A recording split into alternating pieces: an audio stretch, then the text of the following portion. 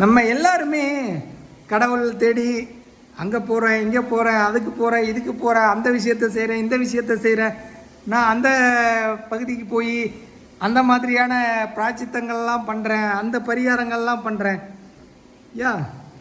எல்லாருமே நம்ம இது மாதிரி பண்ணிக்கிட்டு இருக்கோம். பட் கடவுள் எல்லா இடத்துலையும் இருக்கிறாரு அப்படின்னு நம்ம நம்புகிறோம். கடவுள் எல்லா இடத்துலையும் இருக்கிறாரு, ஏன் அது ஒரு கோயிலில் மட்டும்தான் இருக்கணும்?